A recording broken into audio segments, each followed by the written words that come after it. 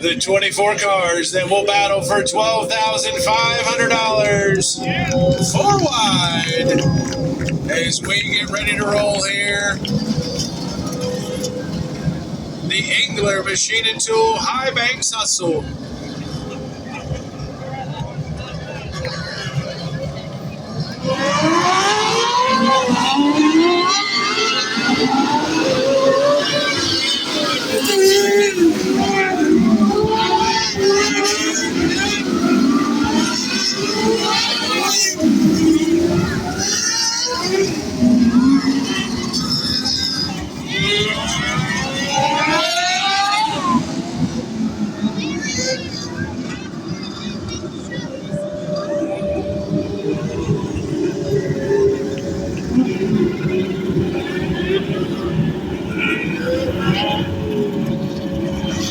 Everybody's now in their correct starting spots.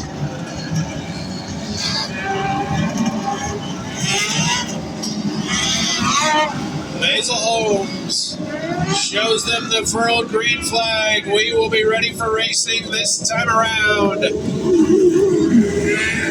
The light is out.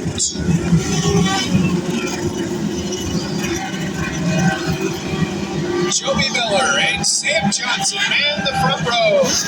It'll be Miller leading us to green.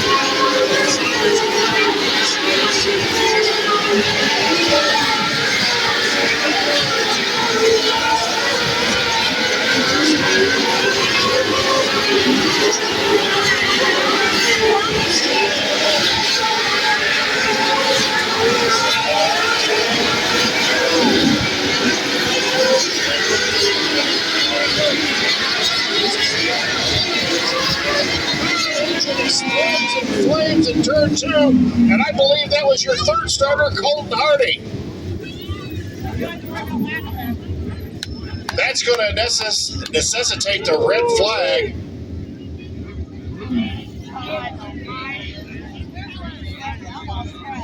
Fire crew over there immediately.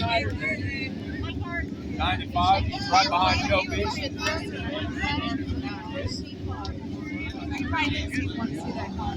And the fire looks like it erupted again.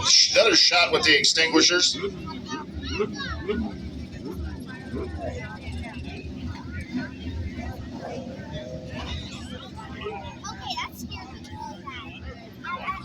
A lot of fire dust over there, and wow.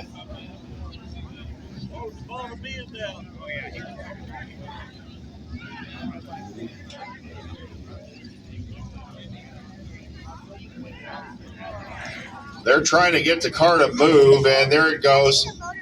And folks, word from the accident scene is he appears to be okay. And they're pushing Colton Hardy back to the pits. Colton Hardy, with a fine run last night, ended up making the top 6. First time he's ever made the top 6 here. He's run here before. And the young man from Phoenix, Arizona, unfortunately looked like he grenaded an engine, and it went up in spectacular fashion. Scoring right now is showing 30 laps complete. Steven Snyder had cut the deficit to Joe B. Miller in half, and that deficit will be erased on the restart. Sam Johnson was scored third, 2 seconds behind the leader. Frank Flood scored fourth, 2.3 behind the leader. Aiden Leingang was being scored in fifth. Jackson Wiggs was 7th, Jeffrey Newell 8th, Jeremy Camp 9th, and Cole Kirkman 10th. We think we'll have to check that Craig Ronk might have been riding in that 6th position. There have been some issues tonight. I know with Ronk's transponder, it doesn't want to show up for whatever reason in scoring. So we will do some checking for you to figure out who was exactly in the 6th spot when that red came out for Colton Hardy.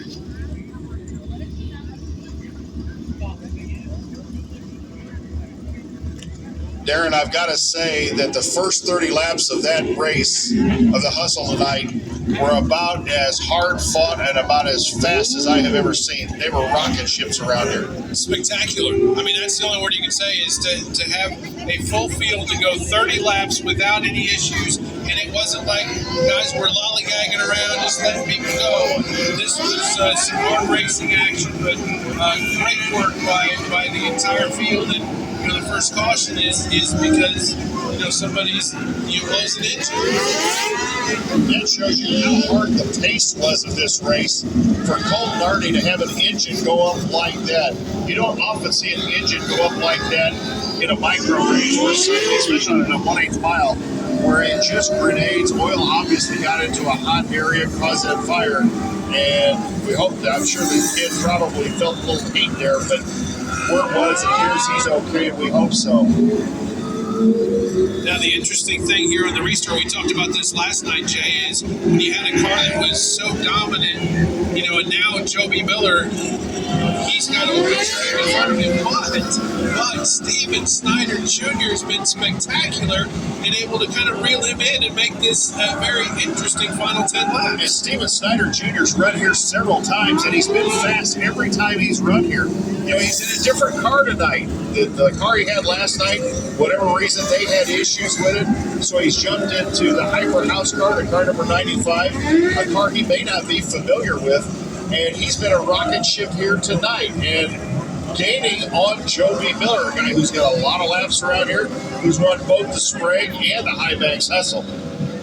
And now, Joby, as you said, Joby will have a clean racetrack in front of him.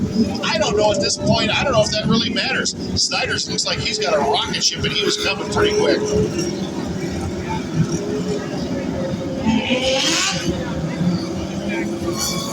Scoring, getting things sorted out, placing some lap cars where they need to be. However, there will be nobody, it appears, between your leader and second place, Steven Snyder. Matt Carr is a lap car in the 93. He's down a lap. He is not in third.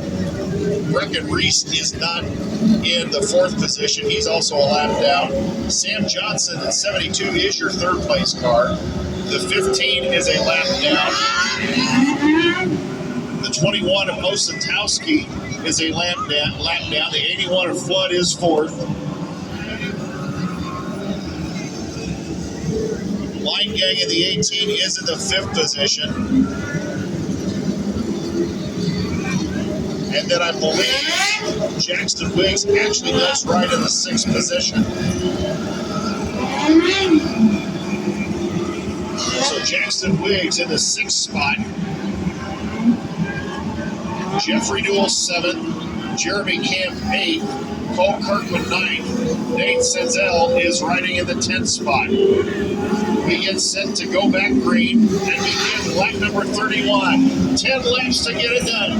Who you got? Who's going to win this thing? Is it going to be Joby a second time? How about Steven Snyder Jr.? Who do we know?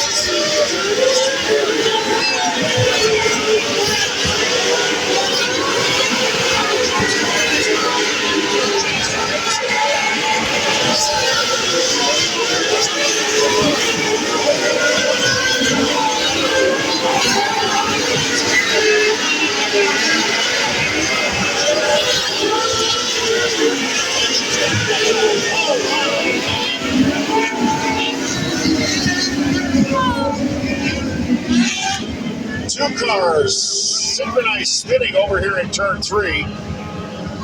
Both cars at an angle we can't see them, so we'll have to wait till they get righted. Jeremy Camp in 23, one of the cars. He was riding in a top 10 spot. Jax Wiggs is pointed, looked like he's going to leave the infield. Not sure what made him go out. As Camp gets righted and pointed in the right direction. Darren, after Snyder made that slider attempt and lost ground, I'm sure Miller did not want to see that caution flag. Probably figured at this point, hey, he's far enough back, I probably can get this one. And the 12 car, Jeffrey Newell was the other car. Wow. Yeah, so two heavyweights knocked out there. But you're right. I mean, Snyder took a shot, couldn't get it. And Joby looked like he had weathered the storm there, but now the caution, potentially throws a wrench into that.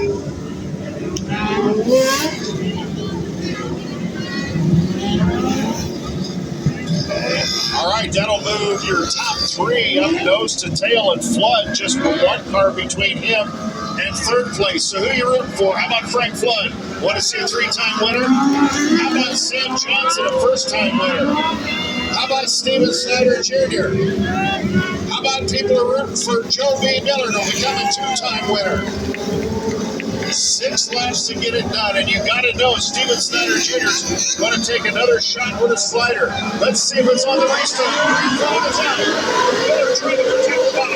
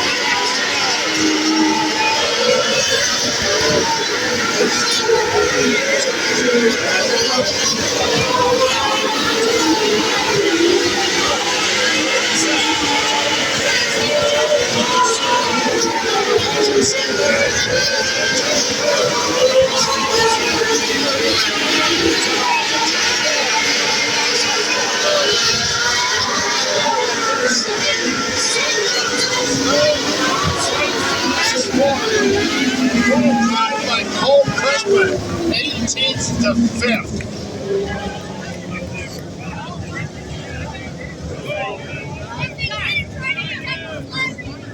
A first-time winner of the Highbanks